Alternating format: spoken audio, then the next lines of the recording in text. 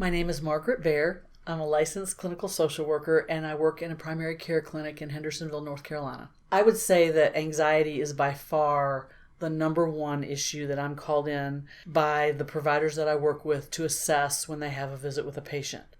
I think that often the way that anxiety presents makes people uncomfortable, and that includes doctors. And they ask for my help in assessing and helping their patient because it's clear that they're in distress. When I go into a room, I think it's important to make sure that the patient feels heard, that they feel validated, and that whatever they're feeling is okay, and that we're going to work together to try to give them some strategies to deal with those feelings.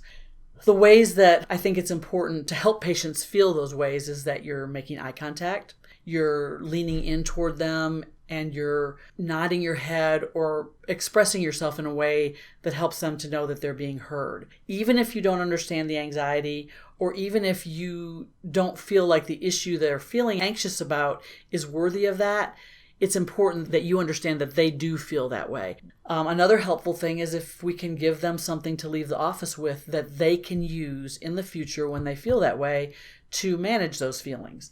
And so today I'm going to offer you 2 interventions that I have found to be super helpful.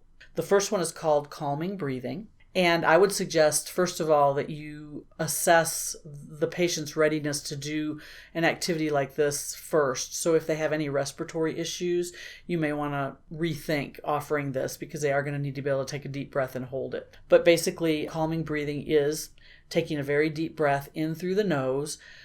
As deep, I tell people to pull the breath up from their feet. So as deep as they can possibly take, and then to hold that for a count of 3 or 4. So breathing in, holding for a count to 3 or 4, and then letting that breath out very, very slowly through their mouth. And as they're doing that, they'll feel their shoulders drop, and most people will feel some relief immediately. I think it's important to tell people that that relief is short term. They may have to do this breathing fairly often, and that's okay. They can do it anywhere they are, and they can learn to do it in an unobtrusive way so other people don't realize that it's happening. I suggest that you model the breathing first. So you'll say, I'm going to do this breathing exercise. You can observe me. Sometimes people like to do it with their eyes open. Some people prefer to have their eyes closed. It's totally up to you. And then you'll do the breathing, breathe in, hold, breathe out. And then the second time you invite them to do it with you. And that's often, people will giggle or laugh. They'll be a little bit nervous about doing it. But it's in itself, doing it together in that moment will alleviate anxiety as well. So it's pretty cool. The second intervention that I would offer is called a brain dump.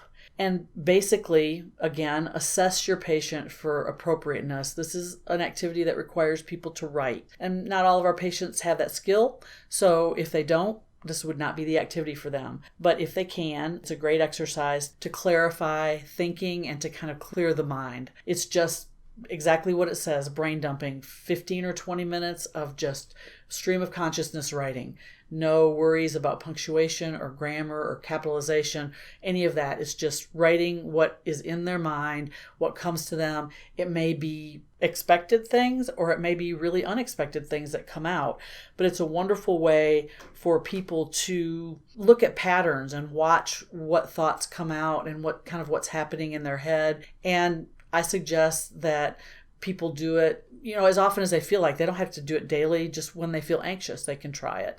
It's also really important that they're 100% safe. No one's going to find this writing. No one's going to walk in on them while they're doing it, so they can destroy it as soon as they're done. Even a partner shouldn't have access to this unless they are specifically given access by the patient. So that's another really helpful intervention. Obviously, if you have a patient who's anxious and you've offered them one or both of these interventions, you're also going to possibly want to suggest that they consider counseling. And that would be the time to make a connection with your behavioral health provider and offer them that on a regular basis. But this is something you can give them that day that they can take home and that they can feel really good about. This is the Black Bag. Thank you for watching. Come again soon.